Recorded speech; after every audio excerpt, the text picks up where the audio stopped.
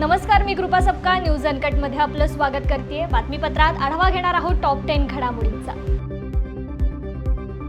अभियांत्रिकीची ऍडमिशन घेण्यासाठी यवतमाळच्या दारव्हा येथून आलेल्या विद्यार्थ्यांच्या दुचाकीला अमरावतीच्या राजापेठ उड्डाण पुलावर ट्रकने चिरडल्याची गंभीर घटना घडली आहे। या अपघातात एका विद्यार्थ्याचा मृत्यू झाला तर 2 विद्यार्थी हे गंभीर जखमी झाले। अपघातातील 3ही युवक ट्रिपल सीट असल्याची माहिती समोर येत असून तिघेही दुचाकीने अभियांत्रिकीचा प्रवेश अर्ज करण्यासाठी अमरावतीत आले होते। जखमींना उपचारासाठी अमरावतीच्या जिल्हा सामान्य रुग्णालयात दाखल करण्यात आलं असून पुढील तपास शहर पोलीस करतात। वादळी पावसामुळे पंढरपूर तालुक्यातील ईश्वर वठार, नारायण चिंचोली, सुस्ते परिसरातील ग्रामस्थांच्या घराचे पत्रे उडाले असून काही घरांची पडझड झाली आहे। या भागात अनेक ठिकाणी झाडे आणि विजेचे खांब पडले असून तारा तुटल्याने वीज पुरवठा बंद होऊन नुकसान झाले। अनेक घरातील दैनंदिन साहित्य, खाण्यापिण्याच्या वस्तूंचं नुकसान झाल्याने मोठी गैरसोय झाली आहे। भाजप किसान मोर्चाचे माऊली हळणवर यांनी सरपंच, उपसरपंचांसह नुकसानीची पाहणी केली असून शासनाने नुकसानीचे पंचनामे करून तात्काळ मदत करावी अशी मागणी केली आहे।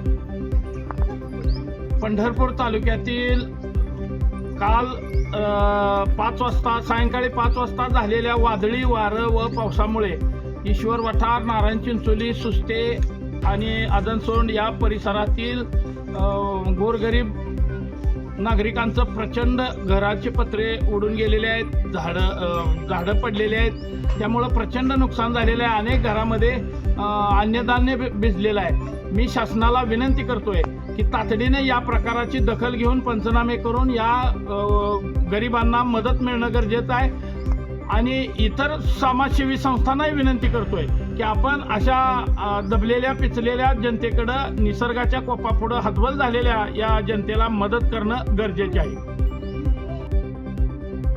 रत्नागिरीच्या दापोली बस डेपोमध्ये डिझेलची टंचाई निर्माण झाली आहे। त्यामुळे अनेक बस गाड्या डेपोमध्येच अडकून पडल्या। लांब पल्ल्याच्या गाड्यांना याचा मोठा फटका बसलाय। आगारातून एकही लांब पल्ल्याची बस निघालेली नाहीये। ऐन पर्यटनाच्या हंगामात एसटी डेपोमध्ये डिझेलचा तुटवडा निर्माण झाल्याने प्रवाशांची मोठी गैरसोय झाली आहे। परतीच्या प्रवाशांना याचा मोठा फटका बसतोय।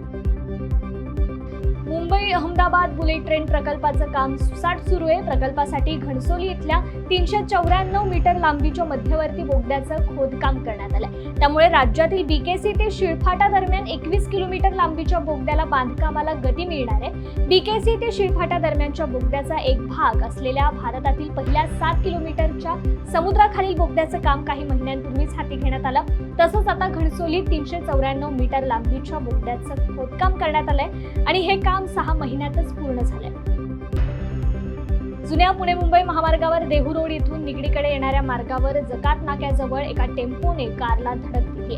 यामध्ये कारसह टेम्पो संरक्षक कठडात तुटून रस्त्याच्या खाली पडला।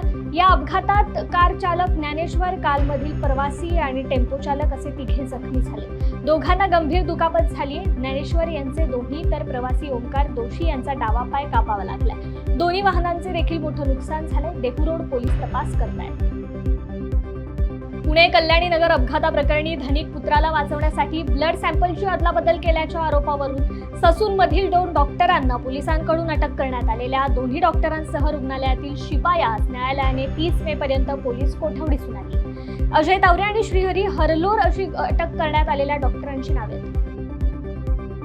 पाण्याची उपलब्धता असतानाही केवळ नियोजन नसल्याने जालना शहरात पाण्याचा प्रश्न भीषण बनलाय। मनपा आयुक्त संतोष खांडेकर यांनी अनधिकृत नळ कनेक्शन कट करून संबंधितांविरुद्ध पोलिसात गुन्हे दाखल करण्याचे निर्देश महापालिका प्रशासनात दिले असून अनधिकृत नळ कनेक्शन धारक विरुद्ध मोहीम सुरू आहे। जालन्यातील स्वच्छता, करवसुली, दिवाबत्ती, आरोग्य, पाणी प्रश्नावर बैठक घेतल्यानंतर आयुक्त खांडेकर यांनी संबंधित अधिकाऱ्यांच्या बैठका घेऊन पाणी पुरवठ्याचं नियोजन करत पाणी पुरवठ्याशी संबंधित कामाची जबाबदारी सोपवलेल्या कर्मचाऱ्यांनी कर्तव्यात हयगय केल्यास त्याच्या विरुद्ध कारवाई करण्याचा इशारा दिलाय। अंधेरी पूर्व पश्चिमेला जोडणाऱ्या गोपालकृष्ण गोखले पुलाची उंची ही पश्चिमेला सीडी बर्फीवाला उड्डाण पुलाशी जोडण्याचं काम वेगाने सुरू असून जून महिना अखेरपर्यंत हे काम पूर्ण केले जाईल असं मुंबई महापालिका प्रशासनाने स्पष्ट केलंय। सीडी बर्फीवाला पुलाची पातळी उचलण्याची कार्यपद्धती व सर्वसाधारण आराखडा हा भारतीय तंत्रज्ञान संस्था मुंबई IIT तसेच वीरमाता जिजाई तंत्रज्ञान संस्था म्हणजेच VJTI यांच्याद्वारे आरोखित केलाय। या दोन्ही संस्थांच्या समन्वयातून जोडणीचं काम सुरू आहे। देशात मान्सून अर्थात मोसमी पावसासाठी अनुकूल स्थिती निर्माण झाली असून येत्या 5 दिवसात तो केरळमध्ये धडक देईल असा अंदाज भारतीय हवामानशास्त्र विभागाने व्यक्त केला.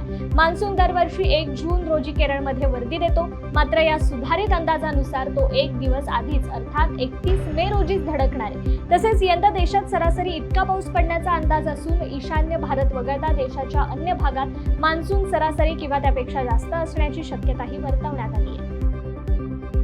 जागतिक क्रमवारीत दुसऱ्या स्थानावर असलेला इटलीचा जानिक सिन्नर दुखापतीतून पूर्णपणे सावरलेला दिसून येतोय.